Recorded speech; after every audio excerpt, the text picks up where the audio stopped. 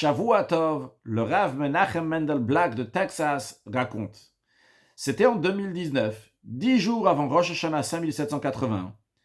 Il reçoit un appel d'un juif qu'il ne connaît pas, qui lui dit « Ma mère est décédée, on l'a déjà enterrée, et j'aimerais qu'on s'occupe de lui mettre une pierre tombale, est-ce possible ?» Le Rav Black lui a dit « Bien sûr, on va s'en occuper. » Ils se sont rencontrés au Bet Rabad, et il s'avère que ce juif-là, ça fait 30 ans qu'il n'a pas mis les pieds dans une synagogue. Il est marié avec une non-juive, et il est très loin du judaïsme. En discutant, ce juif dit à Rav Black, « Dis-moi, c'est la photo de Rabbi Schneerson que tu as ici sur le mur ?» Rabbi Black lui dit, « Oui, tu connais Rabbi Schneerson ?» Il lui dit, « Non, je ne connais pas, je ne l'ai pas vu. Mais j'habitais dans le Queens, et en 1976, il y avait des jeunes hommes qui étaient là-bas avec un camion. Sur le camion, il y avait la photo du rabbi. En dessous, il y avait écrit Rabbi Schneerson. Et ces jeunes hommes m'ont demandé, est-ce que tu veux mettre les téphilines ? Moi qui étais loin de tout ce qui est de judaïsme, j'ai dit que je n'ai pas le temps.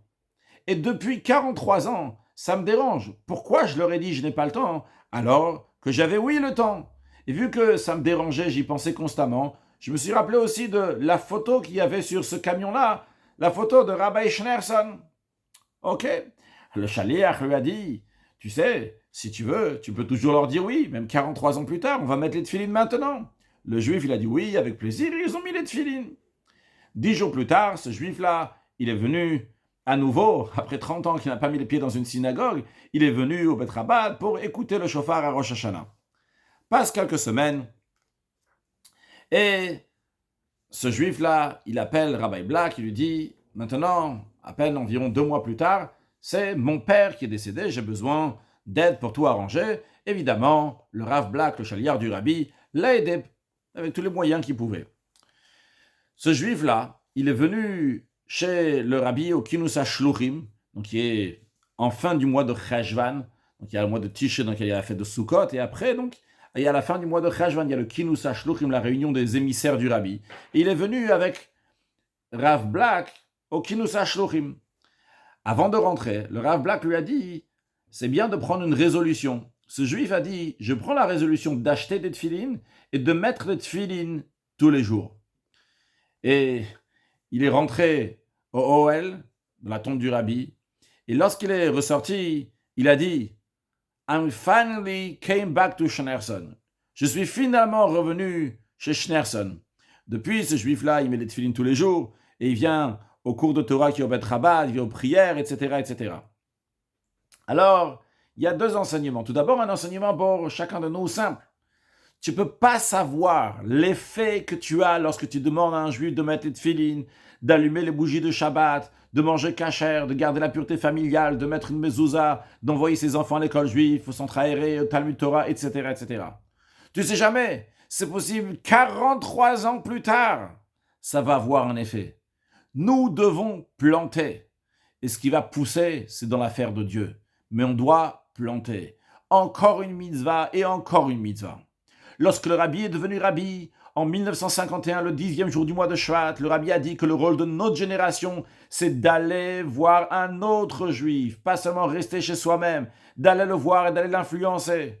Ça, c'est notre travail, ça, c'est notre rôle, jusqu'à qu'on va amener la Shrina, la présence divine ici-bas, comme c'était à l'époque de Moshe Rabbeinu, qui était le 7e depuis Avram Avinu, et qui amenait la présence divine avec le Mishkan, le tabernacle, le sanctuaire qui a été construit dans le désert. Notre rôle, qui est la 7e génération depuis l'Admour HaZaken, c'est d'amener la présence divine dans le monde entier avec la venue de Mashiach. Et le rabbi nous a dit que la manière comment faire cela, comment amener la venue de Mashiach, c'est en allant voir encore un juif et encore un juif. Et ça, c'est notre rôle. On ne sait pas, ce jeune homme-là qui a demandé, est-ce que tu veux mettre les tefilines, et l'autre lui a dit, j'ai pas le temps. Il n'a aucune idée que ça a influencé quelqu'un 43 ans plus tard. Mais ce n'est pas notre affaire. Nous devons planter, nous devons faire des mitzvot, ce que le rabbi nous demande de faire. Ça, c'est une chose à savoir qui est très importante. Une deuxième chose, la même manière que ce juif-là, il dit « I finally came back to Schneerson » je suis enfin revenu chez Schneerson.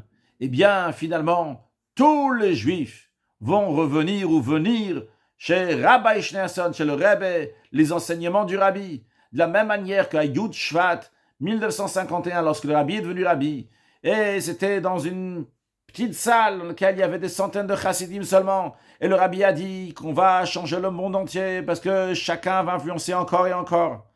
Ça avait l'air d'être un rêve.